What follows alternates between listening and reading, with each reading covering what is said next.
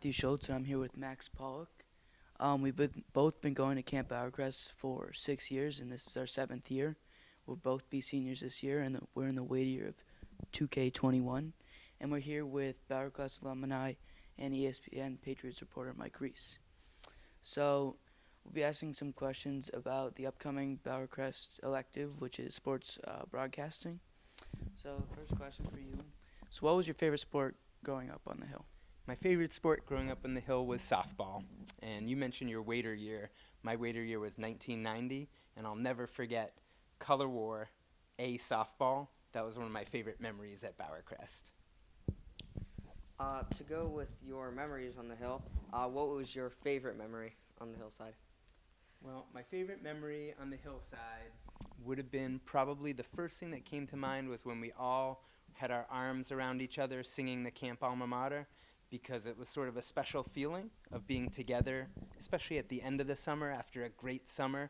The idea that we were with all of our brothers, and one of my waiter mates in waiter year of 1990, Mark Baker, I still keep in touch with him, and he talks about that, about how there's something special about feeling like you're part of something bigger than yourself, and that to me is what that moment represents.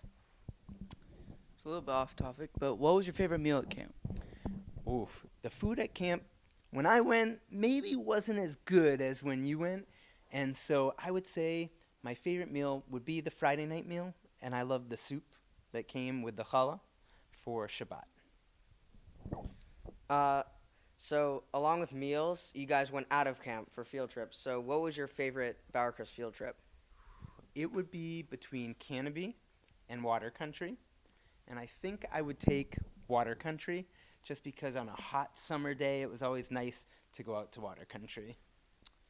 So can you describe the Mishegas, and can you please help us bring it back to camp? Oh, I would love to help you bring the Mishegas back to camp. And what the Mishegas is everyone in camp, so you split the camp in two, and you have two teams, and everyone is assigned a certain role. So you might have to run from the head bunk to the big house, and that starts the Mishegas. And then the next person has to eat crackers with, let's say, sun butter or peanut butter, and then whistle a song, which is hard to do.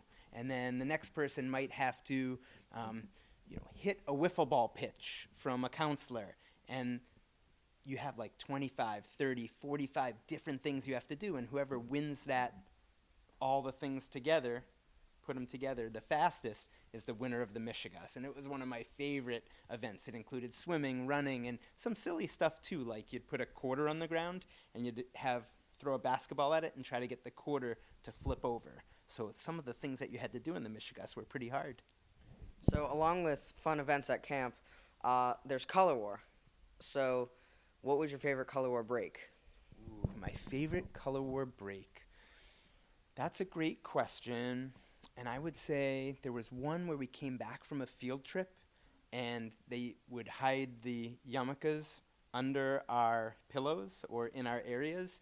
And when we got back, we learned that it was breaking, and so everyone would run to their bunk and find the yarmulke, and then you'd go to your side of the hill. So it was like we weren't expecting it because we had just come back from a field trip, and we're like, oh, that was a great field trip, and it was a real surprise to have it break that way.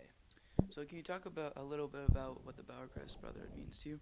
Well, the Bauercrest Brotherhood means a lot to me. Some of my best friends to this day are from Bauercrest, like your dad. And so to me, it's like an extended family that I can lean on over the years, and it means a lot to still be in touch with all those people. I would say Bauercrest helped me become my best me when I was there, and it was something I could rely on every summer, knowing that I was going back to the hillside. So do you think Joe Cabo really knows what to do? Oh, Joe Cabo, he always knows what to do. I told my son Nathan about Joe Cabo back in the day in Babo Man and some of the great stories. But yes, I have no doubt about that. So how do you think overnight camp propelled you for your career in college and life after camp? Well, overnight camp really was a big thing for me because it gave me independence and it gave me a safe place in which I could explore different things and challenge myself and maybe even get out of my comfort zone a little bit, but at the same time knowing that I was in a great place, that I knew I was cared for and people were looking out for me. So, college is an important part of growing up. And so, when did you know you would want to become a sports reporter? Well, so my dad was a sports reporter, so I sort of was following in his footsteps, and I always wanted to be actually a professional athlete. But when I realized that maybe I was okay at Camp Bauer Crest, but I wasn't good enough to be like a professional athlete, it led me more to sports reporting and sports broadcasting. And I will say, like, we have some great memories of broadcasting games at Bauer Crest in the rec hall, like Senior A hoop. And I mean, I can think back to doing that, and those were some of my favorite memories ever.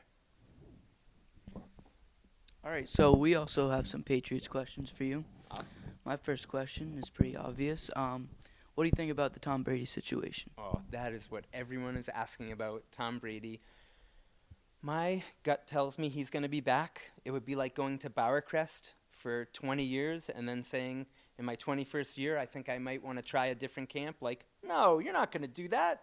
You're going to stay with Bauer Crest, right? So that might be my heart talking more than my head, because obviously we know professional sports is different than summer camp. But to me, the best spot for him, I think, would be the Patriots, and I think the Patriots, the best spot, the best quarterback for them would be Tom. So, along with the quarterback, you need the best coach. How do you think Bill Belichick will have a role in the play in Tom Brady leaving or staying? He's like Ken at Bauer Crest. He's like the king pin. He decides everything. So if Bill decides he doesn't want Tom back, I would say that Tom won't be back. But I think the thing is my hunch is that Bill would like him back, but it's just a matter of at what cost that he would extend himself to. All right, one more for me. So, in the draft, what position do you think they'll be targeting? And for, like, free agents who, like Kyle Van Noy, Jamie Collins, do you think they'll sign a big-name free agents?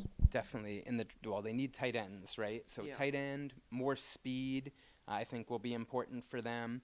So maybe receiver, and then anything I would say on defense, maybe safety. They're getting a little older there.